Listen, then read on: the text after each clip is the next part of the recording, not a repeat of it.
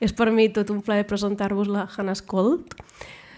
Com us explicava aquest matí, ella va guanyar el premi MEDIA a Desenvolupament de la passada convocatòria. Això significa que de tota Europa va ser la que va treure més puntuació amb el seu projecte Granny's Dancing on the Table. Així que farem com aquest matí la seva presentació. Teniu, em sembla, qui ha volgut els receptors per la traducció simultània i al final farem un torn de preguntes per la Hanna.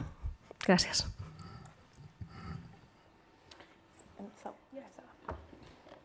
Okay, hi.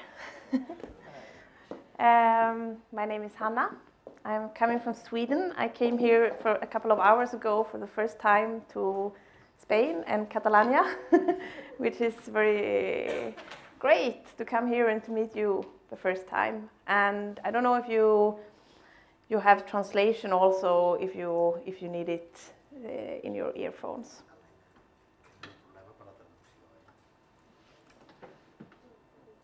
Huh? Hold on a sec, because I think I'm having a problem with the translation. Ah, okay.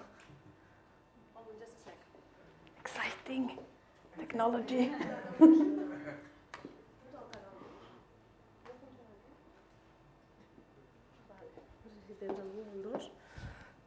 Is it number one?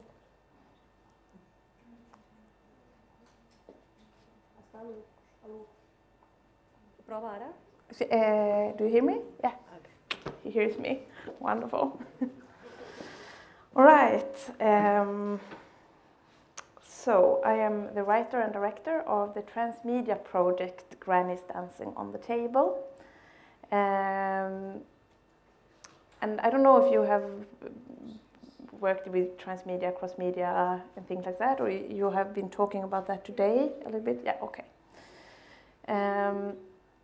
Because I would like to start to talk about... okay, yeah. So, to start to talk a little about what the things that happened before that led me up until to start to talk about transmedia.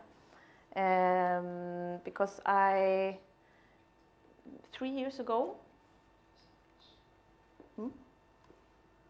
Not happen. Okay, 3 years ago I started to make my first feature, which was called Nasty Old People.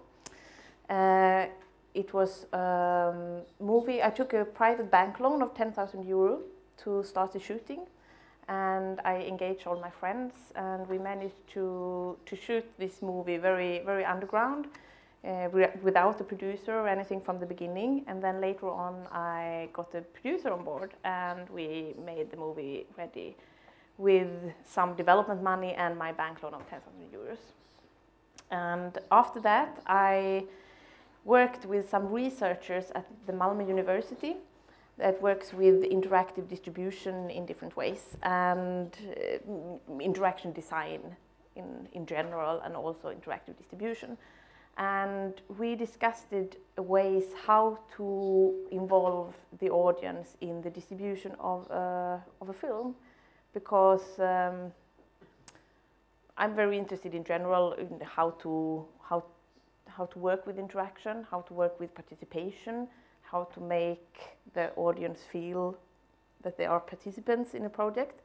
And this movie that I had all the rights to, and I didn't have to do anything. I had no obligations for the movie, so I could do basically what I wanted. So finally we decided to release the movie on the front page of the Pirate Bay. And do you all know what the Pirate Bay is? No, the Pirate Bay is one of the world's biggest torrent sites, file sharing, all this illegal stuff. So what we did was that we, through some contacts, came in touch with the guys who were behind the Pirate Bay, and we asked them, can we put my movie on the front page for 3 days with a link to a download of the movie? And I also put up a PayPal account where I asked people to help me to pay the bank loan back. And we did, and they said, yes, of course, sure. And instead of the pirate ship that's normally on this side, I had a picture of Nasty Old People, my movie, and a link so they could download the whole movie. And what happened was really surprising and overwhelming for me, because it wasn't only that I got many thousands of downloads from all over the world. It very quickly spread, of course, to many countries. It was downloaded in Peru, North Korea, and many places where, I mean, normally probably my movie wouldn't go if I had had the normal distribution way. What also happened was that people started very, very quickly to get in touch with me and asked, how can we help you? What can we do? And one of the first things that happened, I think after 2 days, I got the first translation of the subtitles, because we released it with English subtitles, and the first subtitles was Portuguese. And after that, today I have 18 different languages that the audience translated. And then, of course, I don't know if the translation is correct and so on, but the funny thing is that they started also to correct each other and make comments and say, oh, but I think this word is better, and they changed and improved the translations. And they also donated money, so they answered to my call for help and put money into this PayPal account. And after, I think it was 3-4 months, something like that, I could pay the bank loan back, those 10,000 euros that I took to make the movie. And I didn't really, I mean, this ask for money wasn't really the first thing that people, they saw the movie, and then I had this account and I had this ask for help. It wasn't very, how do you say, on the front page, but it was like underneath, but still people were willing to help. And some people donated a lot of money, and some people just a small amount, and many people, of course, also no money. But the interesting thing was that many people got in touch with me and said, okay, maybe I can't give you any money right now, but I would like to do something else. What can I do? Can I translate? Can I spread the word? And people, the next step was that they started to organize live screenings of the movie. So the first live screening happened after 1 week in Vladivostok in Russia. So I just got this email from a guy saying, I just want to inform you about the screening of Nasty Old People in Vladivostok tonight.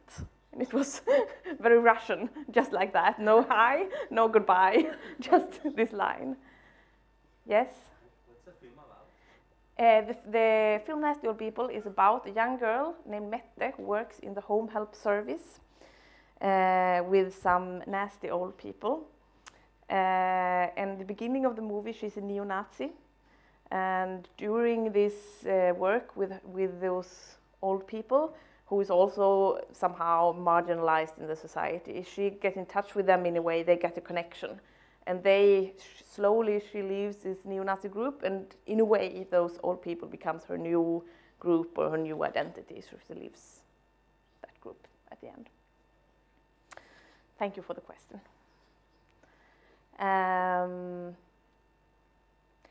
So, in Vladivostok, the first live screening happened in Vladivostok, and after that it was many more live screenings organized either by audience or by art house independent cinemas.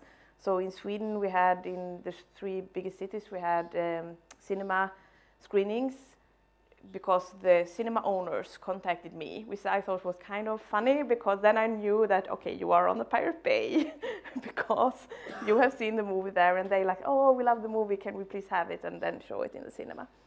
And this also happened in Ukraine, because one from the audience contacted me and said that he had seen the movie and he had contacted the distributor. So the distributor liked the movie, and it had a cinema distribution in Ukraine. Which was also, I mean, I wouldn't go for, if I planned the distribution the normal way, the regular way, I wouldn't go for Ukraine as the first country, maybe. I would think of other countries. So this is, for me, this is some examples of what happens and what happened to me when I just let go of control. I put it up there and said, okay, here's the movie. Do you like it? What do you want to happen with it? you as the audience. And amazing things happened. I mean, things that I couldn't expect and couldn't think about or calculate with from the beginning at all. I mean, being first-time director, underground movie, nobody knew about the movie, and then just have this internet explosion. Many people also just wrote emails and made comments on Facebook and contacted me in many different ways. And I could see the difference when it was shown on Swedish television 1 year later. Then I had 2 people getting in touch with me saying, I like the movie, or comment on something. 2 people, and before on the internet release it was thousands of people. So I mean, I realized that, okay, a film that we normally may look at as some kind of passive, you're somehow passive when you look at the movie, there are so much more active things you can do, and the audience want to do many active things. And if you give them the opportunity, if you have an interactive platform, as the internet obviously is. Okay, so after this release, I started to work with my next movie, Granny's Dancing on the Table, and then I started to talk to those researchers at the Malmö University again, and discussed it with them the opportunity to somehow open up the creative process, not only have make the distribution interactive, but also the creative process interactive in some way. And yeah, okay, this is what looked on the Pirate Bay, and the translations, yeah, and remixes. People also made remixes and live screenings. Okay, now we are here. Granny's Dancing on the Table. First, I would like to tell you a little bit about the project, the story of this project. It's the whole story universe is based on a story about Amy. She's a girl who grows up isolated in the Swedish forests, and she has no contact with society. And she grows up there with her father. When she's 17 years old, she runs away from home, goes out to explore the world and to find her granny, who she thinks lives in Italy. But on the way to Italy, she ends up in a small Swedish society, gets to know some people, starts to learn how to live and to understand herself, her own emotions and her sexuality, and who she is in this new world of new possibilities she didn't know existed. And she also has a very special sensitivity, because all her life, she only were aware of her father's feelings. So she developed a very strong sensitivity for the world around her and other people. And this sensitivity is so strong, so she even can predict earthquakes. And this ability to predict earthquakes becomes one of her most important tools later in life to survive in this new society where she enters. So this is the base story, and her longing for her granny is a very important part of this story. And now what we're doing is not only this, what I told you now is the story for the film, but then we also make a lot of other things around the film to create this interaction. Because, I mean, the film isn't, from the beginning, maybe the most interactive medium, but there are many different ways for the audience to collaborate anyway. But we decided to not only make the film, but to make a game, to make live events, to make online events, to make exhibitions and so on around the same theme. Not necessarily that all the platforms has the same story exactly, but the same story, the same base of the story is in all those platforms. And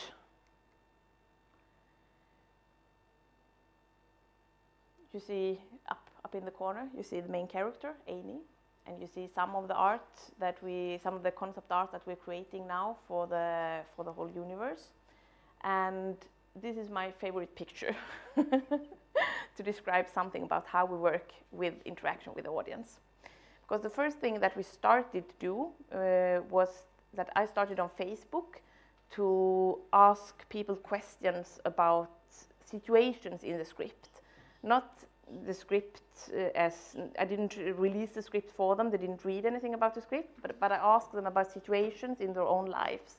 If they have ever been in a situation where they felt outside society or some not connected to their own body, or very thematically and big questions like this. And I got a lot of very personal, very deep stories back from people that I could use as my research when I was writing the script. And I was also just asking very questions like, what do you use to answer when someone from the telemarketing office calls you? Because somewhere in the movie, Amy ends up to work as with telemarketing, and then I needed just some lines for the people in the audience to answer, and the customers to answer, and people came up with very funny lines that then ended up in the script. So, and this is of course a way for me both to actually get real research and to understand more about the theme, what I'm working with, but it's also a way to integrate the audience already from the script writing process. And I mean, so why am I doing this? Someone asks me, because it takes also a lot of time and a lot of effort. It's hard enough to just write the script, but to also have all those people commenting and writing. And I mean, I think that it's for me, it's on many levels. One of the levels is about just getting the movie out there. It's about the distribution level. If people are engaged in the beginning of the process, they will probably also want to see the movie when it's finished. They will know about the movie and they will go to the cinema later on. It's as simple as that. But also, I am really interested in what can happen to a creative process when you have this interaction. Can you add something? Does it change something? Do we come in touch with stories that we don't normally hear? Stories that's hidden stories? Can we get in touch with those, and those can come up to the surface? So, and I mean, I think that the feeling of participation, the feeling of being a part of something, is one of the most important feelings of today's world, in a way, because many people are, okay, maybe you have the economic situation for you is okay, and you have situations, life goes on, but you need to feel that you are important in some way. And from my experience, just to be important in the cultural life, to have an influence in the stories that we tell in the society, I think seems to me is important for many people. So this is why I try to work with this interaction in many different ways. And this, with the example from the script writing process on Facebook, is the first thing I did. And after that, we continued with, when we developed the game, we also invite the audience in different ways to develop the gameplay and the game story. We have workshops where people come together with us in live situations and just we try different things from the game and so on. So this is kind of small groups. And then we also have bigger, on mainly Facebook right now, feedback that people can give us on the work that we're doing. Now I will skip this picture a little bit, but I will come back to it later because I want to show you this, because this is something that we started that we called International Granny Day, which is connected to the project, connected to the Amy's search for her granny. But this time we wanted to ask the audience, what about your granny? What stories do you have from your past and from your female role models in life, maybe, or female enemies? We don't know, but we want you to tell the story about your granny. So we asked people to upload a picture and to write a short story about her granny, and on Facebook, like you see, like this. It was very simple, and then we took the pictures and very simply put them together with texts. And we organized a street exhibition in Malmö during the Malmö festivals. We just put up all those granny stories with pictures and the stories for people to read just along the streets, which was really powerful actually, because it was just to see them all together and to read them all together was people was very influenced by it, and it was amazing to see. And we got, it's stories from many countries around the world. And what happened next was that some people contacted me and asked if they could organize their own granny exhibition in their own home countries. So in November, it was exhibition organized in Serbia, in Novi Sad, by a guy who later on I had contacted with him once before because he translated the subtitles to Nasty Old People into Serbia. And this time I just sent him all the pictures and said, do what you want. Organize your own exhibition. And he, in some park in the middle of Novi Sad, he put up all the pictures. He organized a band to come there and to play. And he wrote to me. He had the exhibition for 2 days, and I got an email, and he said, hi, I was really nervous this morning. It was the first day of my granny exhibition, but it went really well, so I'm so happy. And for me, this is maybe the best part of working with the audience, to get an email like that, because I don't know who this guy is. I have never met him. I don't know why he's involved. I don't know why he does it, but he just wants to be part, and he wants to do something. He wants to tell the story, and he put in his own grannies, of course, and he thinks that this story is important, and he just wants to make an exhibition in his hometown, which is for me the unexpected outcome which we have there. And I think this unexpected outcomes can happen also when we let go of control in some way. And of course this is very difficult, because the film process, as we all know, needs to be very, very well planned and very well organized in all the ways, and we need to know what we're doing in order to get the money back and so on. We all know that. But at the same time, when we work with an internet audience, there is things we can't control. We can't control the internet, which means that we need to let something go, I think. We need to let go of control. And of course it's scary. Of course you feel that, how can I know that, how can I make promises to other people? How can I sign contracts when I don't have control about what happens?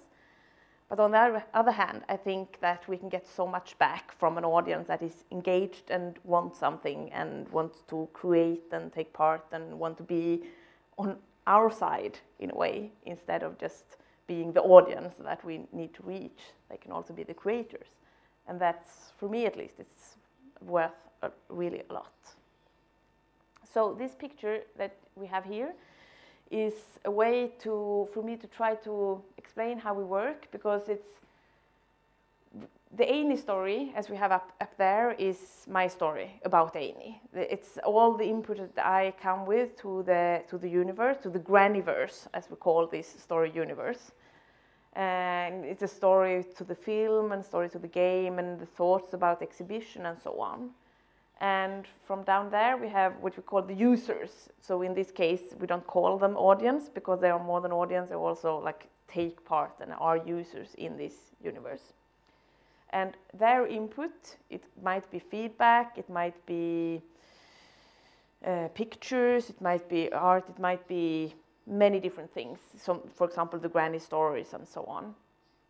This is input that comes from them, and together they make the core story of the universe. So it's not my story that is a core story. The whole point with working like this is that the meeting between my story and the user stories will be the core. And the granny part in this project has been much stronger since I started to work with the audience, because I really understood that there is something that catches the audience with the granny part, the granny point of view. So then, after I started to work with the audience, within the core, the granny part is much bigger. So this is a real effect that the interaction had on my work. And then from that core story, with all its different elements, with all the different parts, then this emanates on different platforms. So for example, we have the film, and we have the game that we're creating, we have the something on Facebook that we started that calls Amy's Forest. That is basically the forest has a Facebook page and gives updates from the status of the forest, which is much just about to give a feeling, an atmosphere, to draw people into the universe. And of course, for example, the Amy's Forest has nothing to do with, there is no economy directly into that. It's a Facebook page, and it's, I mean, it's once or twice an updates a day. But what it does, I think, is that when it drags people into the universe, at the end, of course, there will hopefully be more people who want to see the movie or to pay a ticket to go and see the movie. We have live events on cinemas that we are planning for. We haven't worked it out yet, and the exhibition will also come first when we release the movie. So this is something that comes not during the process, but during the movie release. And we have International Granny Day, as I showed you before. And in this corner, we have something called Art Pieces, that we are working title of a project that we're doing right now, because now we are going into the production phase of the movie. I mean, we are shooting, hopefully, inshallah, this autumn. And then we have a lot of pre-production with a cinematographer and set designer and composer and so on. And all those people will have their own interactive process with the audience. So, because until now it has only been me who has been the person who have been interacting. I have been replying, I have been answering and so on. Of course, it's a lot of work for me and sometimes too much. And at the same time, we also believe that it would be really interesting for the audience to have some kind of collaborative process, for example, with the composer. Because if someone is interested in music, they shouldn't talk to me because I'm not a composer.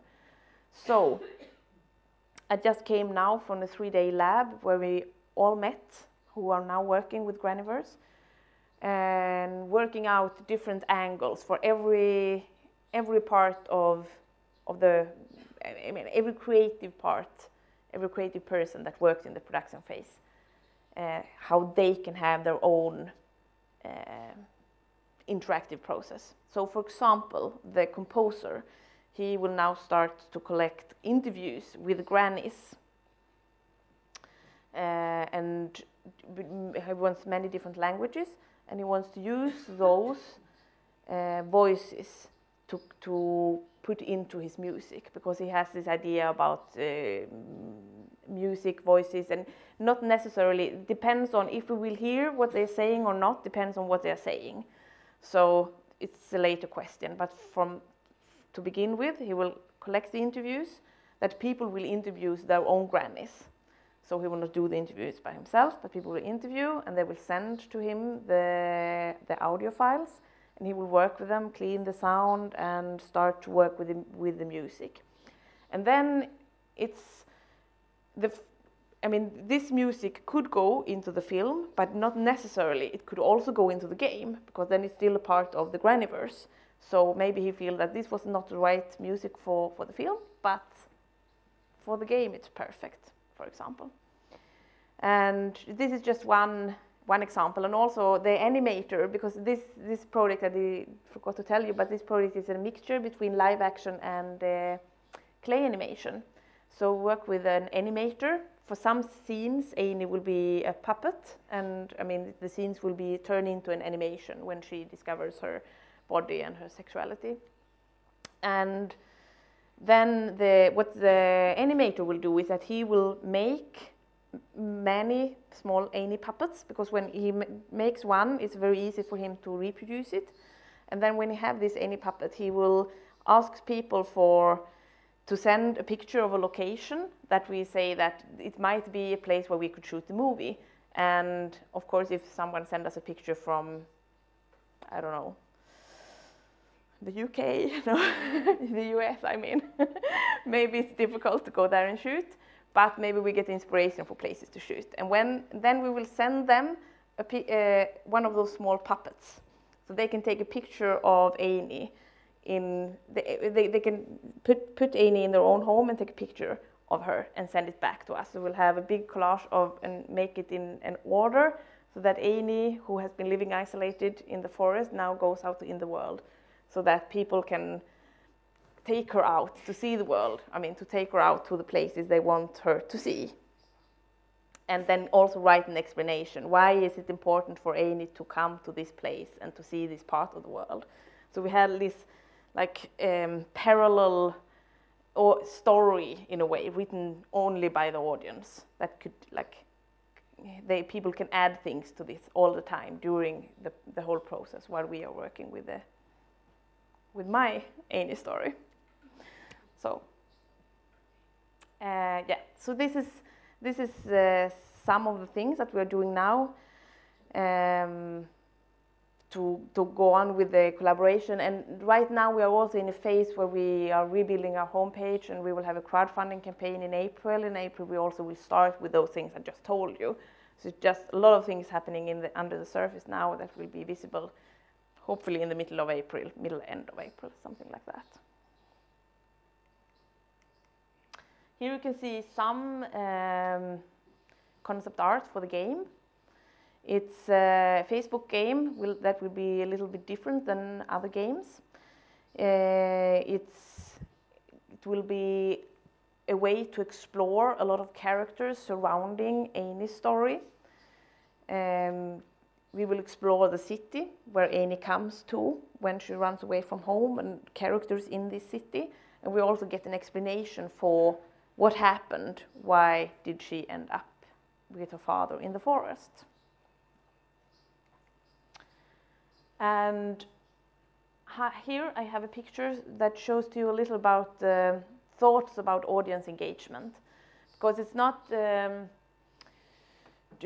thing that I tell you now about people who engage is of course not all, it's not everybody that engage this much. Normally when you talk about the community on the internet that is engaged in creative projects, you have 1% that is really, really deeply engaged. Like, for example, they contribute with props and translations, arrange exhibitions, and maybe live screenings and so on. So it's only 1% that is like this really, really, really engaged part. And then we have 9% that is, they maybe contribute to the script, sending granny stories, do a little bit more. The middle level of contribution and engagement, you could say. And then at the bottom, we have the 90%, that is the people who is like the normal audience. The ones who go and watch the movie, maybe play the game, and maybe they do things like they maybe like on Facebook or something like that, but not even all of them. And then the question is, of course, why do this much buzz if there is only 10% that is so engaged? And the reason for that is that in those communities, it works like 1% that is so engaged. They will drag the other 90% into the project. They will drag them to go and see the movie because they are often persons who have a lot of networks. They are engaged people from the beginning. They can inspire people. If they are on the internet, they are already moderators at another forum because they are like persons who are very engaged persons. So that means that if we can, the more 1%ers we have, the more 90%ers we also have. Like is the audience that we want to find and attract at the end, of course, to see the movie or to play the game and so on. And now, we'll just see. Yeah, I mean, this is something that we talk about the financial system that we, of course, looking for funding now and have some funding, working with some funding and so on. But we try really to think about the financing as it is, I mean, not only money as in money, in the financial kind of money, but also social and creative input, creative that we invest socially and creatively in the project, because if we believe that if there is the social, the creative, and the financial and the economic investment is on the same level, then we at the end can get a bigger and a more engaged audience. And this is the things that you saw before. The snake was kind of what we have done so far, and this is the future, which is kind of including a lot of things. But this is to give you an idea about as a transmedia project, we will probably not do all of those things. Some of them will go, some of them we will add. Because it's also that we try something with the audience, it might not work. We want them to do something and nobody responds. Then we of course have to change. And this is a good thing, because then we kind of have an idea already from the beginning what works and what doesn't work. And then we can have it with us when we are going to promote the film in the end. And it's also that we have all those small, small input all the way. It's not that we have the production and then the release. Now we have small results, small things going on, that the project is alive for much longer time, and then finally comes the film, and then after the film, maybe we have some remixes, maybe we have some translations and so on, that hopefully the engagement will of course continue when the film and the game is ready. And then people used to ask me, okay, what do you want to do with the next? Are you going to release it on the Pirate Bay again? And I prefer, in my utopia, I would release it on the Pirate Bay and in the cinema at the same time. I think this would be the most perfect, for a project like this would be the most perfect way of distributing it. Because then I can still keep the relationships to the pirates, to the audience, that are so important. I can still have this interaction in the future, and they will start to talk about the movie. They will give it a buzz. They will make the movie known, and then this would also mean that another audience would go to the cinema and look at the movie there. So this is what I would like, and then I will see if I succeed. It depends on my discussions with distributors when I talk for my cause and see if, yeah.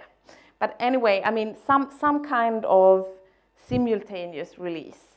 I would really like to see what happens if it's distributed in the cinema and VOD, online, mobile, like a part of the game at the same time.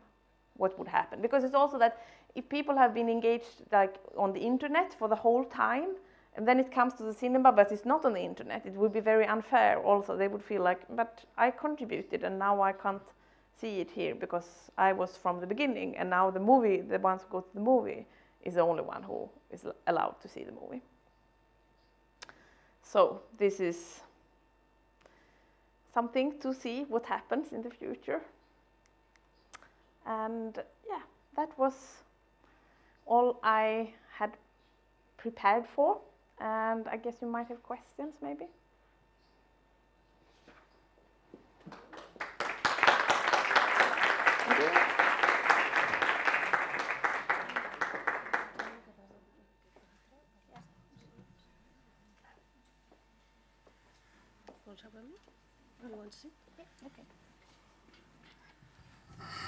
Bé, teniu preguntes per la Hanna?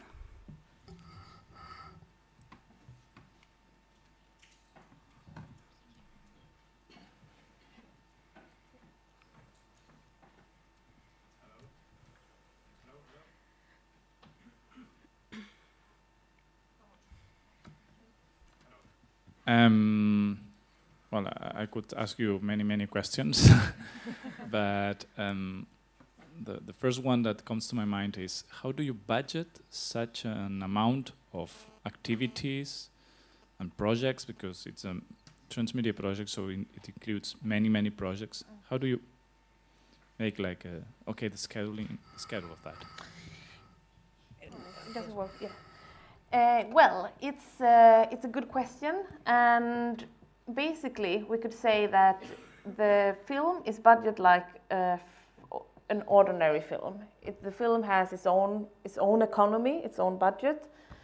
The game has its own economy, in the same way. I mean, the game financing works quite different from the film financing, but still it needs to have its budget, it needs to have its pitching forums, and we can apply for money for only the game from different parts, different places. I mean,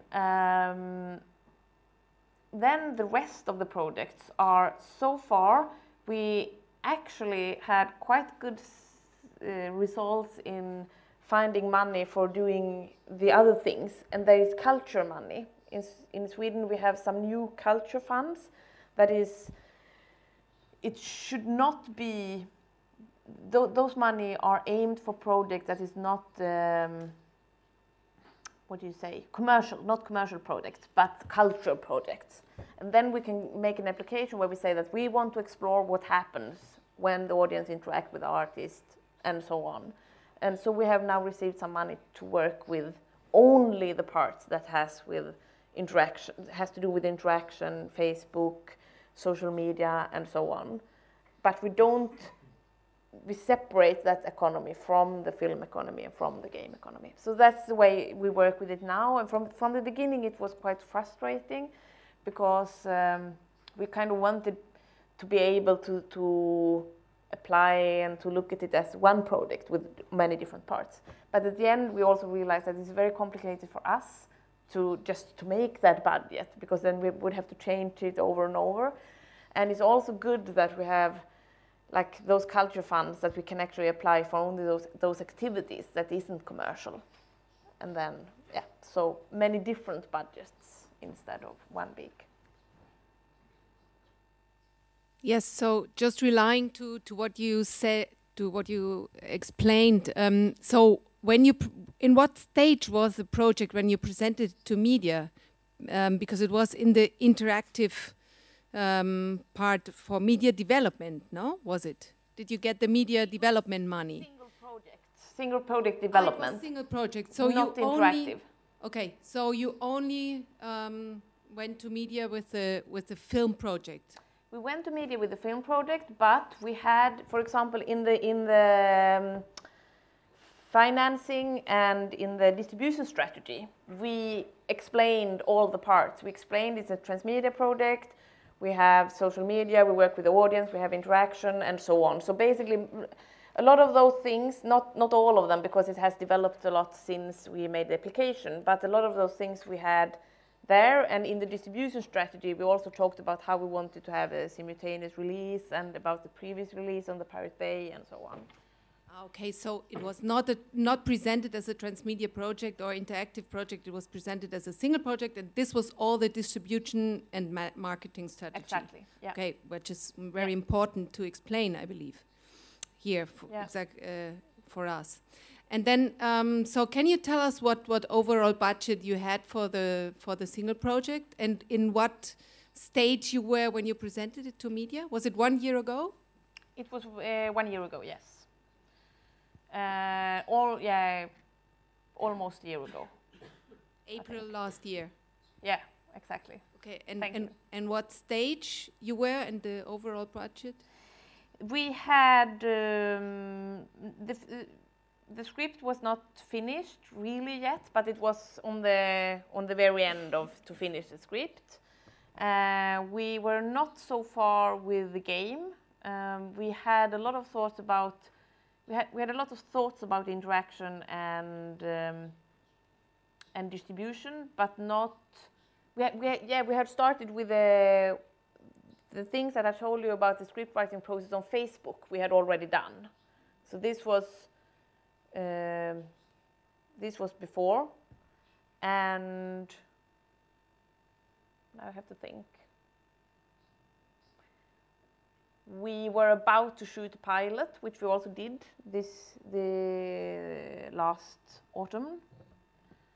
and we had, I mean, all the interactive part was in the kind of early development. A lot of them was on the idea stage, and some of them, like for example on the Facebook, the script on the Facebook, were already in process. And the overall budget? For the application? Or yes.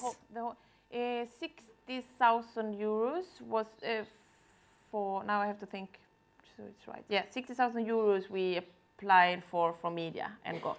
You asked them 64 euros? 60, yes. 60,000 euros. 60,000 but what euros. was your overall budget? That what you asked for 60,000 euros, but what was your overall budget? The whole budget, for now, I mean, the thing is, I don't know if I'm lying now because I don't remember. The budget we have right now is, I have to translate it from Swedish to euros. Just bear with me 10 seconds. It's about 2 million. The overall film budget is about 2 million now. And so I don't only remember for the film, not the rest of the parts. And the rest of the parts I cannot really answer because it's not finished yet, and it's like we have some money and we work out from the money that we have more than we have made a real budget for all the other parts. Yeah, because you had to ask for development money. I mean, it was only the development money you could ask for. Yeah. Okay. And may I have one last question? M'agradaria recordar que estem a la sessió de single, que aquest és el case study de single i que... Però no quedava clar, per això preguntava. No, sí, quedava molt sí, sí quedava clar. Ella està explicant tot el tema de la seva estratègia de transmèdia, crossmèdia, etc. Però això no significa que sigui un mèdia interactiu. Si no, no haguéssim portat el cas d'estudi case per single. És important per nosaltres, com hem parlat tot el matí, que coneixeu molt les vostres audiències. En el cas de la Hanna, ella s'ha apropat molt amb elles via Facebook, via crossmedia, etc. Però és l'estudi case, el media price de Single Project. Ara ha quedat clar, però en la seva presentació no m'ha quedat directament clar. Per això preguntava. Sí, i com dèiem aquest matí, pots demanar fins al 50% de les despeses elegibles per mèdia. Llavors, us podeu fer una idea del seu dossier, més o menys el pressupost de desenvolupament, pel que li han donat. No, tot això ho he entès 50 fins al i màxim. estava aquest matí, però volia els detalls perquè per nosaltres és important. És que és diferent, a vegades traduir la moneda i tota la història no és fàcil. Més preguntes?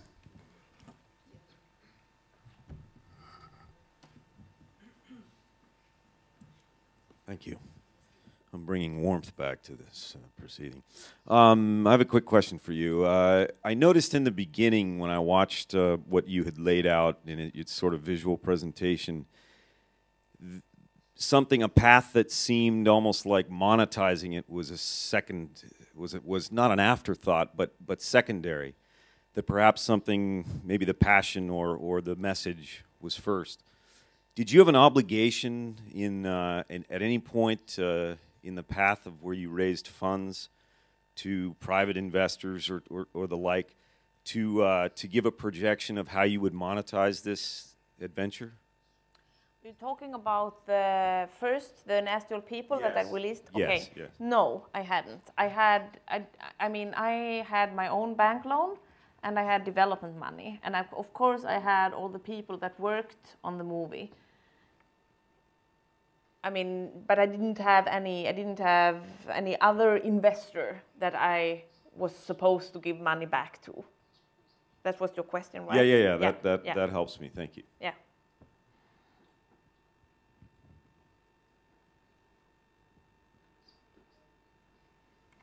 Més preguntes? No?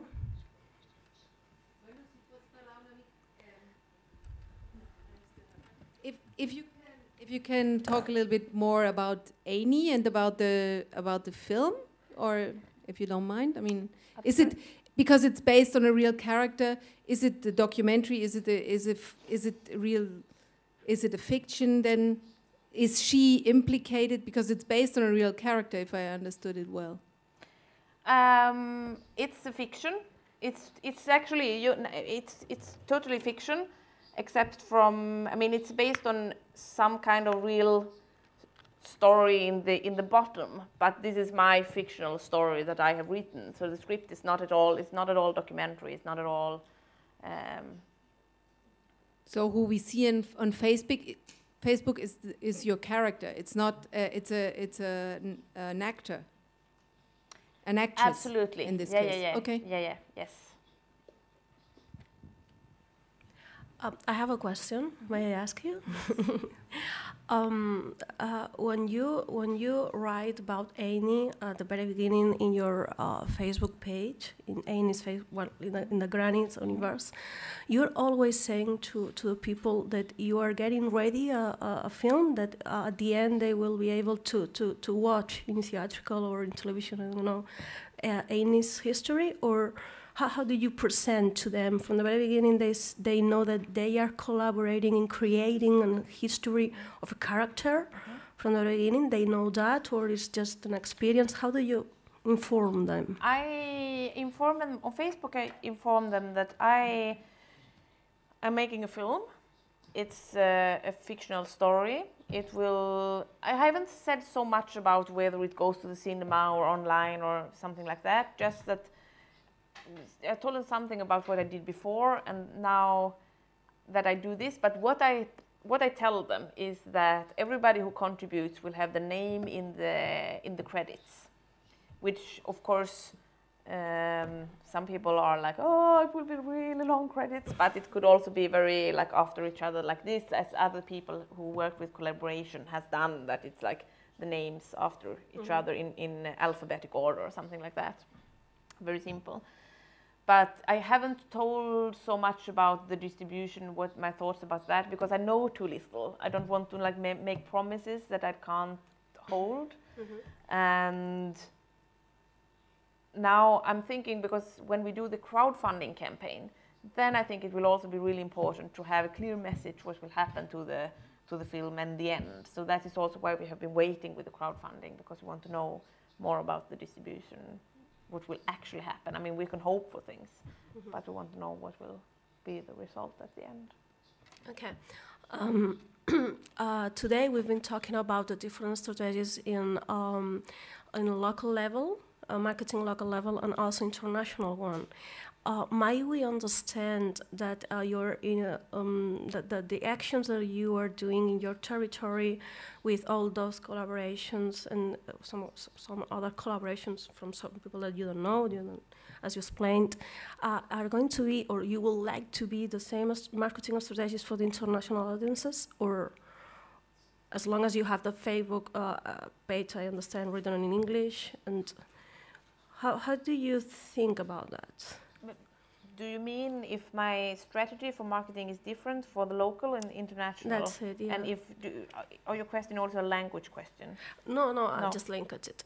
Yeah, because I don't know if you are doing the same actions in your territory, the one that you expect to do in international territories for the film, or it depends on the distributor at the end, or, and also the second question, sorry, I didn't say it properly, is that may I understand that the Facebook pages and the Annie's, all the Granny universe, because Facebook is international, are written in English. So yes, there's a part of their marketing local campaign that may be used internationally.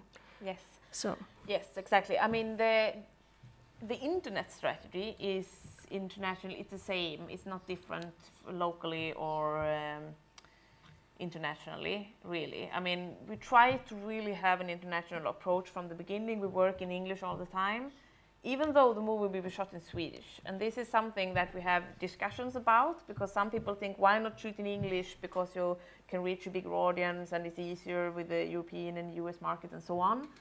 But I still think, I mean, for me it's also important that just because we work international, just because I work online, it doesn't have to mean that I start working in English when Swedish is my mother language. I think it will be a better movie if it's in Swedish, because I know Swedish. And I mean, when we released Nasty Old People, it was in Swedish, but it still was downloaded and translated by the audience and so on. So I don't think it needs to be a problem. Maybe there is some kind of, I mean, maybe we limit the audience. Of course we limit the audience in some way by doing it in Swedish. But we can't just give up all the languages just because we're going to work online. So, but back to your first question about the strategy. I mean, there are some things that we do in Sweden or in Malmö. For example, we did our own granny exhibition in Malmö. It's hard for us. We can't go around ourselves and travel to other places and put up the pictures. And the workshops that we organize in Malmö. So it's kind of a closer people-to-people relationship when it's in locally, and then the internet strategy is kind of the same for international and nationally. And one more question. Podeu després li pregunto aquesta? Sí. When you were talking about your utopia, about the release in theatrical and also internet, may we understand that in Sweden is not possible to do both releases at the same time? It is possible. I mean, actually, right now we are talking to a distributor that are willing to have a internet release with a Creative Commons license, because I didn't talk about Creative Commons, but this is also important because Creative Commons is alternative to the copyright, which means that you as an artist has a right to decide what rights to keep and what rights to give away. So for example, with Nasty Old People, I gave away the rights so that people could show the movie to anyone and share it to anyone. And they could also remix the movie, for example, but they couldn't use it commercially. So I kept the commercial rights for myself. This is a license that you can combine in different ways and put instead of the copyright license. And this is something that this cinema chain that I'm talking about, they are willing to have this cinema and online release. But it's also, I mean, I would like to have in more cinemas. I mean, in Europe also, to have cinema release in Europe, and if we release it in Sweden online and in cinema, then it will already be online, and maybe it will be hard to go to the cinema. So this is some kind of deals I need to make, of course, or we need to make before we have the Swedish release. Okay. Oh, yeah, Thanks for your presentation. It was very inspiring.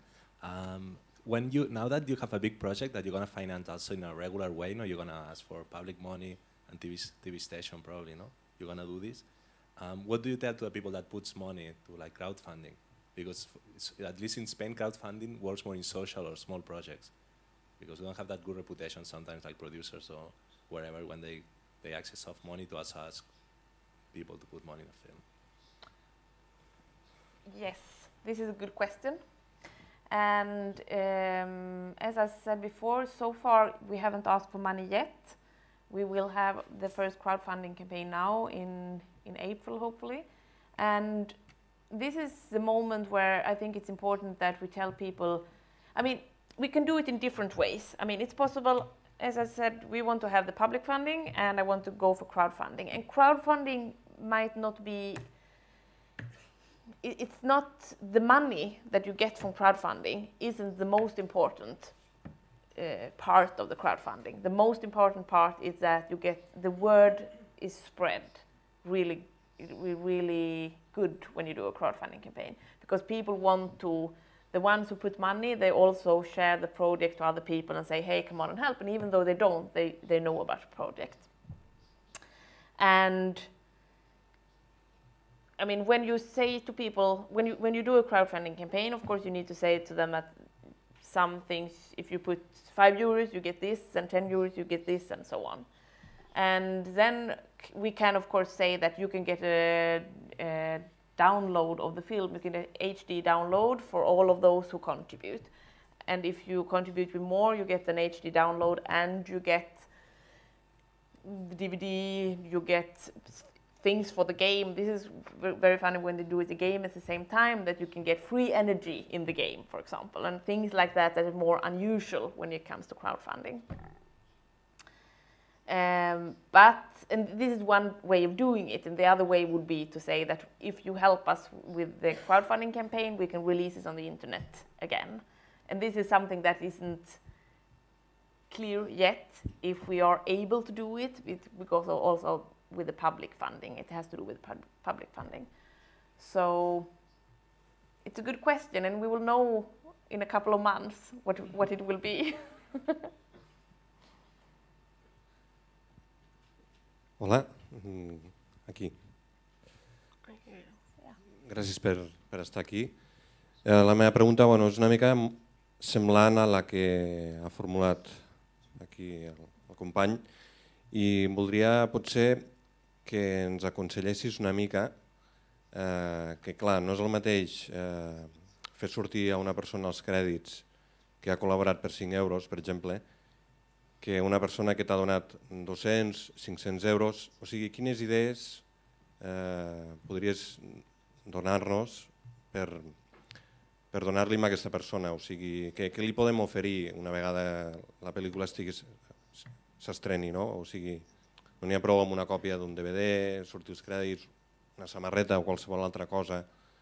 Quines coses més li podríem donar? Què se t'ocorreix? Merci.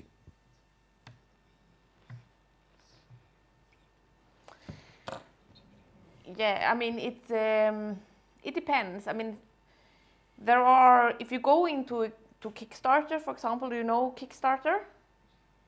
Kickstarter is a crowdfunding site, the US crowdfunding site, which is, I think, biggest in the world. I'm not sure about those, if it is the biggest. But if you go in there, you can also see they have many examples of what people used to do when they crowdfund for a film, for example, or a game or something. That there are different levels of what people get. In some cases, it's even that if you give like 10,000 euros, you are invited for the premiere, and you will have a big dinner with the whole crew and so on. And there maybe one person do this, and then you have like the lowest level, which is like you get the download of the film, and the next one you get also the credits, and then you might get the DVD and so on. I mean, sometimes I think some of them has very interesting things that you can get if you contribute with money, and I mean the more money, of course, the more interesting things it should be. I haven't done this myself yet, so this that I will do now will be first time for me that I do a campaign like this. The last time was only a PayPal account where people could put in money whatever they wanted, and they put in different amounts. And I mean, I think my best advice for you would be to go into Kickstarter, or for example Indiegogo is another international site, and to see what kind of different levels they have, because every project normally has also different things that you can get, and to get inspired from those, because I don't have really, since I haven't done it yet, I don't really have the experience yet to share with you. Hello, well, I want to say thanks to Media Antena to bring Hanna here, and I would like to talk more about Creative Commons.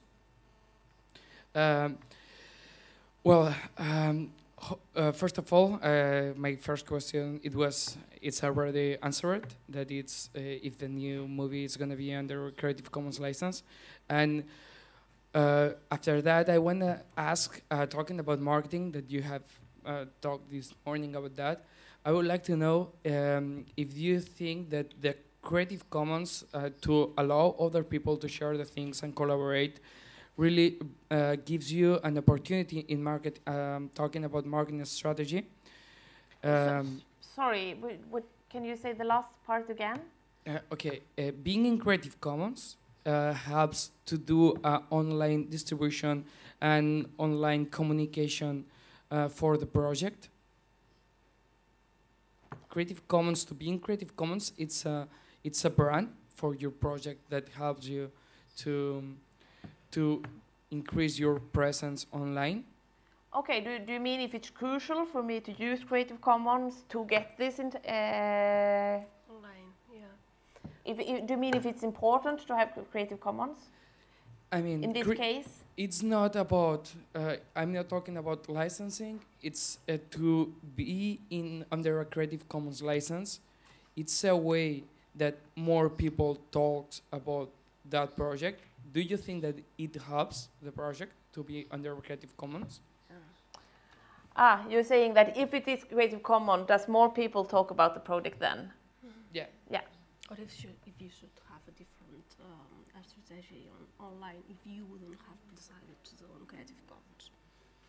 But the link between Creative Commons and online strategy for you. Okay, more people are going to translate the movie, more people are going to share the movie, more people are going to... Yeah. If I don't have Creative Commons, the people who share the movie is breaking the law, basically. So, I mean, if I want people to share the movie, I need to use Creative Commons. If I don't want to make them criminals, basically. It depends on how you see it, but it's kind of like that, because even though I say that you are allowed to share it, if I have the copyright, if I use copyright, the law is so that if they share it, even though I say it's okay, they still break the law, because I need to give the permission every time for people to do it. So, I mean, having Creative Commons is a way to actually allowing people to spread it without doing anything wrong. And also, of course, regulate that when you spread it, because, I mean, if I had copyright and then spread it, I wouldn't say that, I mean, then they could spread it maybe, and then they could also make money on it, and then they could do whatever they wanted with the movie, because I haven't told what's okay to do and what is not okay to do. And of course, I can also use a Creative Commons license where I give away all the rights. The only right that I have to have when I use Creative Commons is that I need people who show the movie needs to say that I did the movie. I mean, there is something called by Hanna Sköld. This is the lowest copyright within Creative Commons that you must have if you're using Creative Commons. I don't know if I'm clear now, if you understand it. Okay. But and then you can add, like, you have to say by Hanna Sköld, and then you have to, if you remix the movie, you need to put the same license on your own remixed version, and so on. But I think it's very important, if you want people to share on the internet, it's important to use Creative Commons, I think. And it's on the same line. Do you think that to be under a Creative Commons license, it's a way to help also to help other crowdfunding campaigns? For example, if I'm doing a movie and it's copyrighted with a normal copyright, it's going to be more difficult to do a crowdfunding campaign than saying, okay, I'm asking money to the community for a movie that is going to be back to the community. I think at least that it would be easier, because then you, as you say, exactly, I want you to help me to do something that will actually go back to you. So it's more like a sharing, the idea of sharing. The idea of sharing is very strong when it comes to crowdfunding, and Creative Commons is, of course, also the idea of sharing. So if you have the same, share this ideology, probably yes, you would have a more successful crowdfunding campaign. But not necessarily. I mean, people also make crowdfunding campaigns for movies that they don't mention Creative Commons, and they just it's a normal copyright, and what you get is that you get the download. You who contributed, you can download the movie, but nobody else. So of course, this is also possible.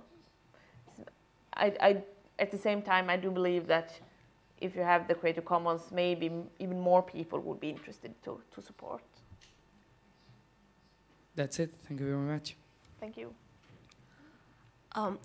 Could you give us more information on the live shows that you are going to do? Because I think I read that you are going to do something in theatrical live and something like that. What do you have in mind? Well, we both have ideas about making events at the cinema at the same time as the movie is shown at the cinema to attract more people. Some kind of granny event around this. This is not worked out exactly what it's going to be yet.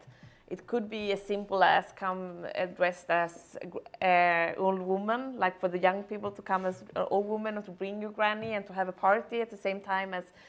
But this could not, of course, be all the time. This should be the premiere or something like that. So it's not. But then the other thing is that we plan to have some kind of live event on the cinema before the movie is released, and then it should be connected to the game. And this is very much under development. So I'm sorry, but I can't really tell you more about it because I don't. It's the game designers now working in this, and I'm not so involved myself in in this part. So, but it should be something. Because the cinema chain in Sweden that we're working with now, they have developed some kind of technology to be able to use your smartphone or app or iPhone or something like that, and to look at the screen, the big screen, and to use it in gameplay, and to be interactive in the cinema with the screen and the audience and so on. So it's based around this technology, but I can't tell you yet so much more about what the content is gonna be. Okay, probably we'll bring you back to Barcelona when you can explain us the whole experience. Yes. Would be a good idea. I would be happy to. More questions? Més preguntes?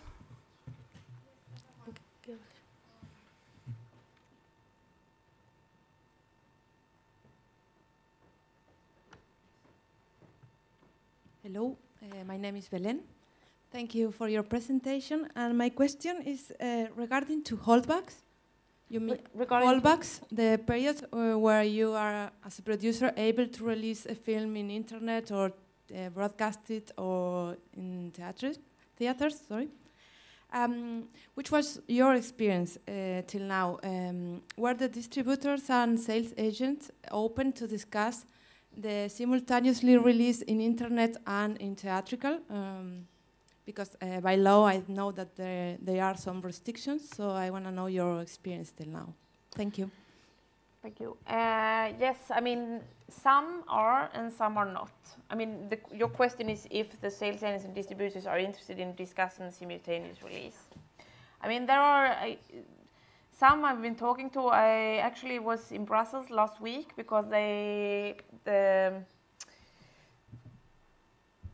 there is some plans of working out some kind of to apply to media for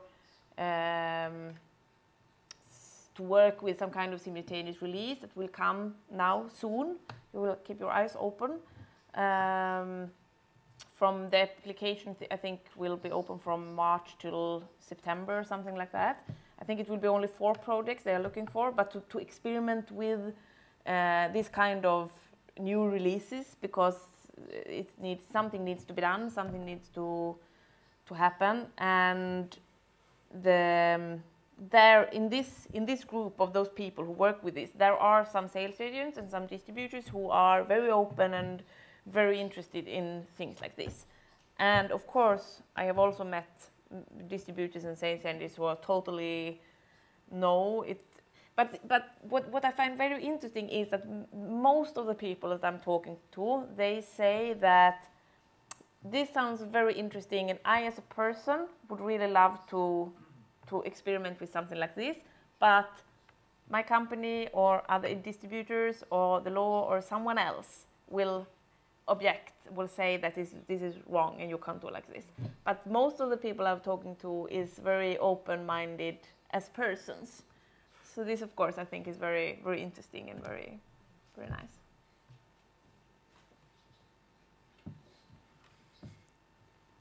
Alguna pregunta més?